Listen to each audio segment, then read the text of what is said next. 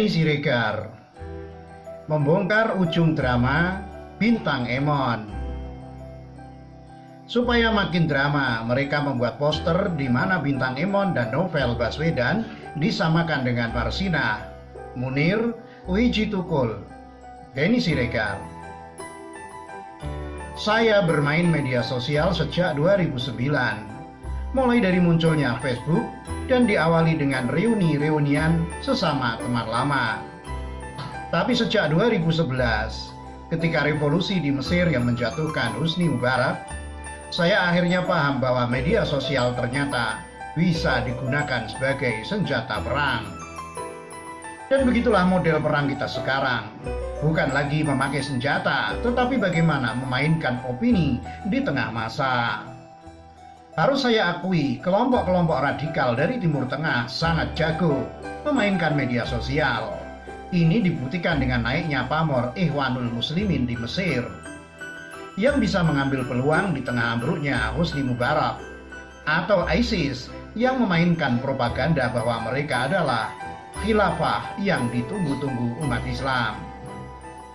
Mungkin karena sudah lama bermain di media sosial, saya jadi terbiasa dengan strategi perang, pembentukan opini mereka.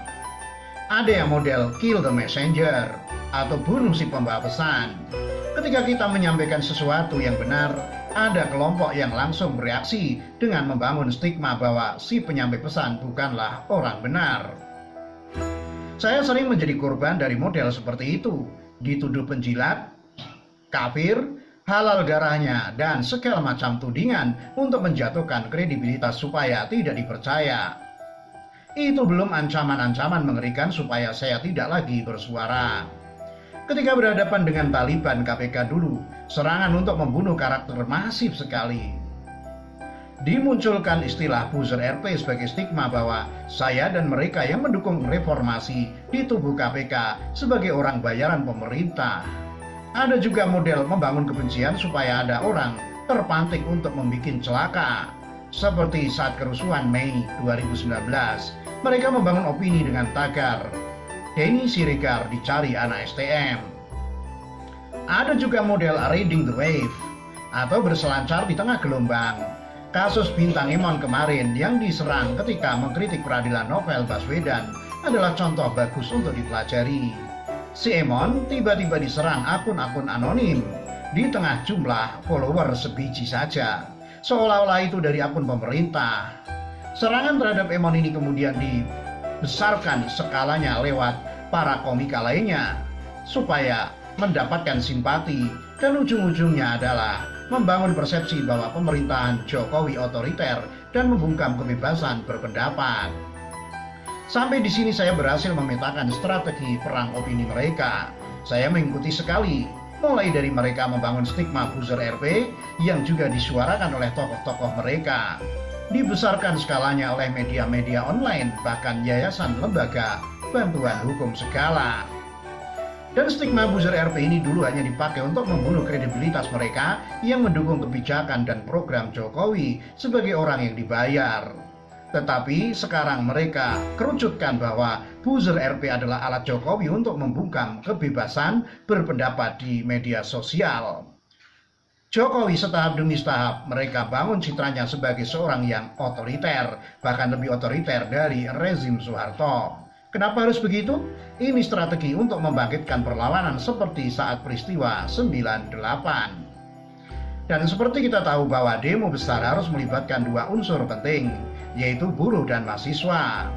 Ketika dua unsur itu bergerak dengan jumlah massa yang besar, maka potensi kerusuhan sudah tampak di depan mata. Pentingnya komika seperti Emon yang saya anggap sebagai korban dari permainan medsos saja adalah karena dia banyak penggemar dari kalangan mahasiswa. Dan membangun opini bahwa dia bungkam, maka diharapkan stigma bahwa Jokowi adalah pemimpin otoriter semakin menguat di kalangan mahasiswa. Dan strategi ini dibangun para pendukung Novel yang juga pendukung KPK pada masa lalu saat dia masih berkuasa di sana. Nah, si penyerang komika yang sebenarnya bagian dari mereka juga itu mereka stigmakan sebagai buzzer RP. yaitu alat Jokowi untuk membungkam kebebasan berpendapat. Supaya makin drama, mereka membuat poster di mana Emon dan Novel mendadak disamakan dengan para aktivis yang benar-benar dibungkam seperti Marsinah, Munir, bahkan Wiji Tukul. Dibangunlah narasi pemberontakan yang nanti akan berujung pada kata lawan. Oke, pertanyaannya, kemana ini ujungnya? Apakah selesai sampai di sini saja? Belum. Mereka punya agenda besar yang sedang disiapkan sebagai satu aksi massa besar yang diharapkan akan memicu kerusakan, yaitu saat Undang-Undang Omnibus Law kelak akan dikeluarkan. Undang-Undang Omnibus Law ini adalah undang-undang untuk melindungi investasi di dalam negeri. Dengan Omnibus Law, peraturan-peraturan investasi di daerah yang ribuan jumlahnya dan tumpang tindih akan disatukan dalam satu peraturan supaya lebih ramping dan menarik minat investasi asing. Kalau Omnibus Law ini keluar, mereka akan menggerakkan barisan buruh yang merasa terancam, dengan barisan mahasiswa yang merasa simpati dengan buruh, dan sudah pasti kelompok kanan berbaju agama akan ikut memanaskan situasi dengan membesarkan skala massa dan kerusuhan.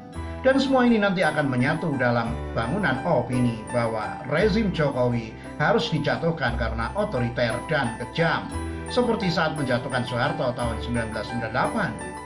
Sudah dapat gambar besarnya? Jangan lengah, kita harus waspada selalu. Semua gerakan kecil itu akan dibangun dalam satu gelombang besar pada waktunya nanti. Penulis buku Tuhan dalam Secangkir Kopi, ditulis oleh Denny Siregar, dilansir dari tagar.id.